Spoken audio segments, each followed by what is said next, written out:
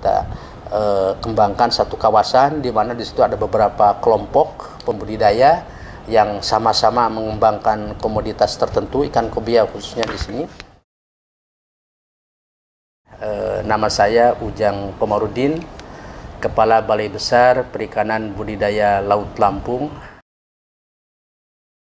Tujuan budidaya tentu saja untuk cukup banyak. Salah satunya adalah untuk memenuhi kebutuhan pangan manusia. Jadi untuk ketahanan pangan itu salah satu hal yang terpenting dalam kegiatan budidaya.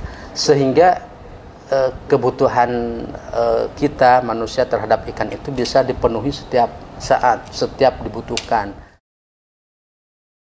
Ada juga program-program pemerintah untuk mempercepat kegiatan perkembangan usaha misalnya ikan kobia ini, yaitu dengan bantuan langsung kepada kelompok pembudidaya ikan atau kepada masyarakat.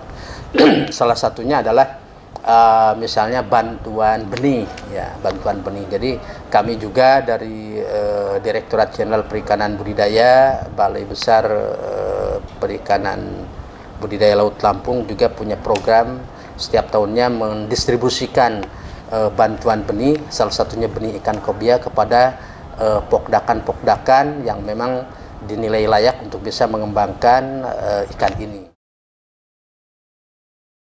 Nama saya Eva Lawati, lengkapnya Eva Lawati SPMM, jabatan saya Kepala Bidang Uji Terap Teknik dan Kerjasama di Balai Besar Perikanan Budidaya Laut Lampung ini.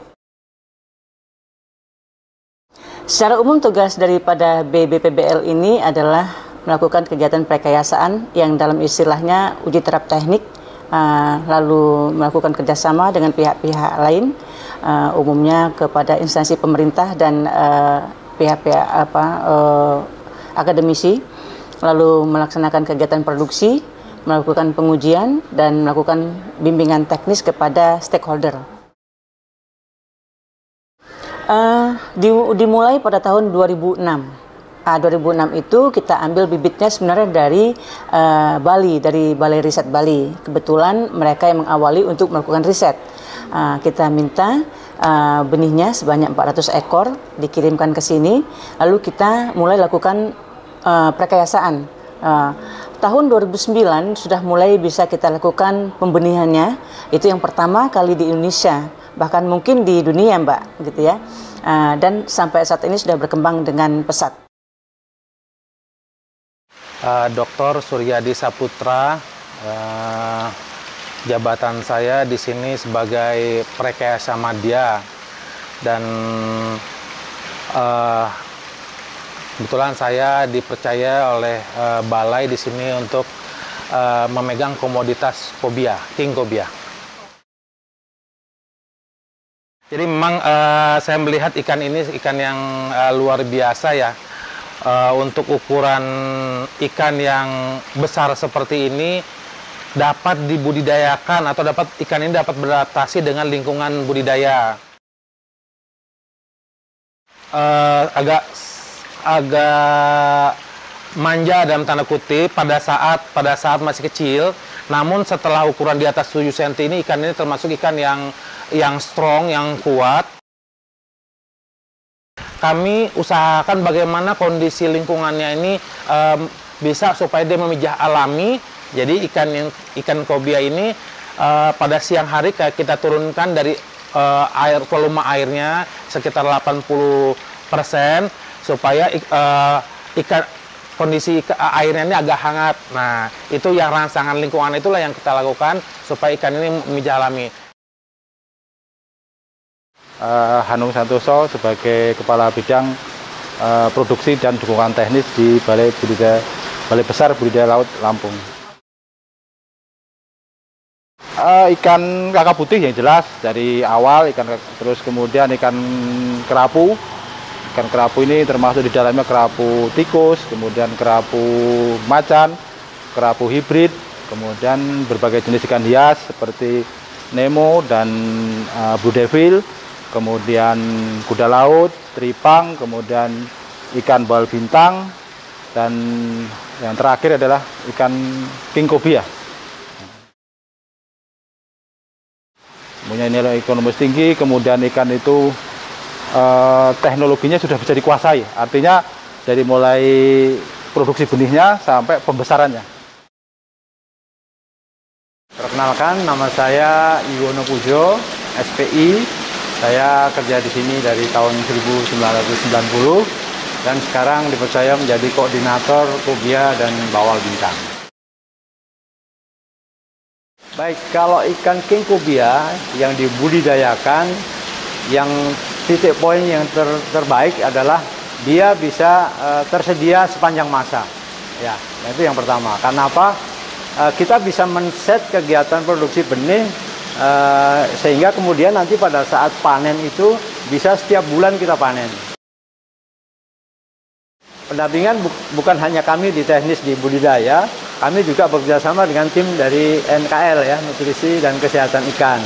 Jadi pada saat kita kunjungan ke sana, dari tim pembesaran datang ke sana, dari tim penyakit juga memantau apakah lingkungannya itu cocok, ataukah ikan itu sehat atau tidak, nanti kita lakukan pendampingan.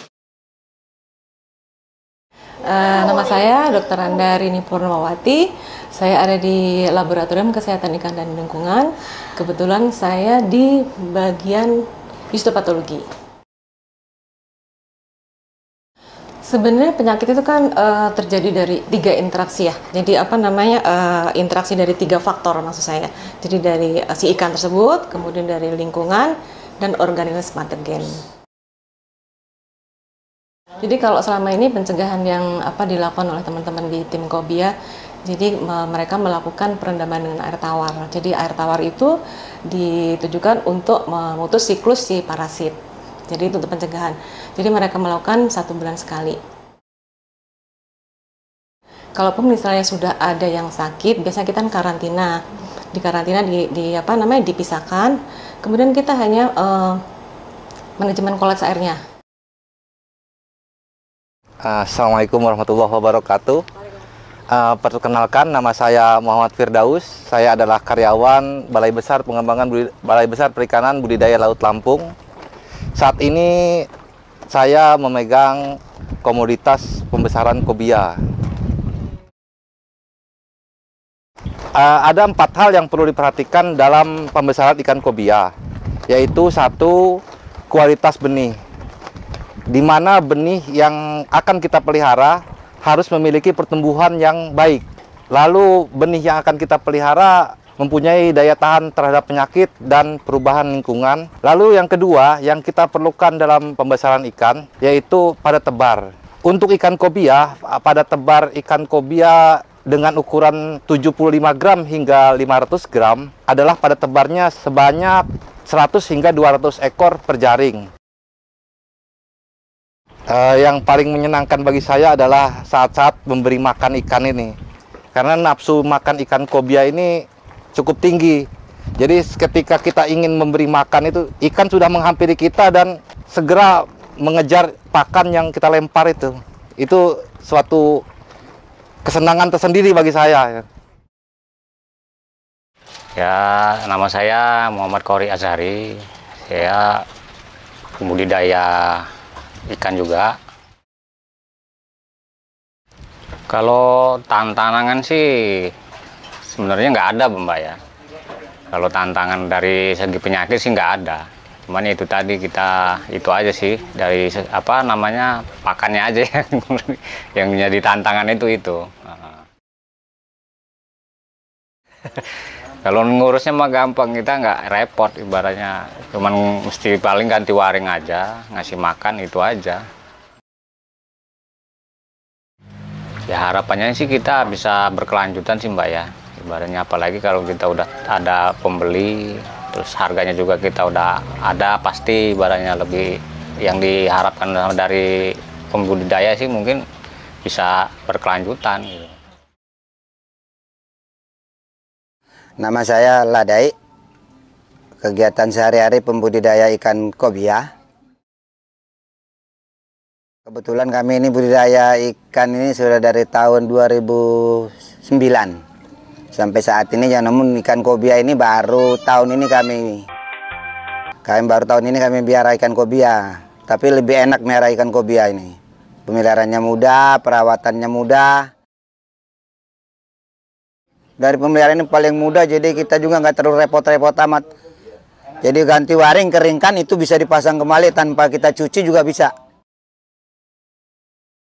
Ya hitung-hitung nabung sih Pak. Oh, ini kalau kita hitung-hitung nabung, kita nih usaha di laut ini, kalau mau nutupin harian nggak ketemu. Tapi kan itu tadi tabungan kita kan. Ya kalau ada usaha siaran di darat kan, namanya kobia nggak juga full di laut kan. Paling sore pakan, pagi pakan, nanti ganti waring juga nggak tiap hari kan, itu per 10 hari. Jadi hitung-hitung nabung lah kita di laut, itu enaknya Bu kita. Nama Yohanes, Ketua Kelompok Pembudidaya Ikan KJA. Nah, disinilah seninya orang pembudidaya. Di situ banyak tantangan, di situ juga kita menjadikan lebih maju untuk bagaimana cara mengatasi masalah di ikan, dan juga hasilnya pun kalau kita sudah memahami tidak sia-sia, hasilnya juga bisa untuk membiayai anak kuliah, sehingga membanggakan. Bahkan sekarang di daerah sini berkembang untuk budidaya. Pertama, ketekunan, ya. Kedua, dia harus mempunyai pengetahuan lebih dulu. Ketiga, ya kerja keras, karena dengan begitu bisa berhasil kalau mau budidaya. Saya harapkan kepada masyarakat Indonesia, karena dengan makan ikan itu bagus, ayo rame-rame makan kobia.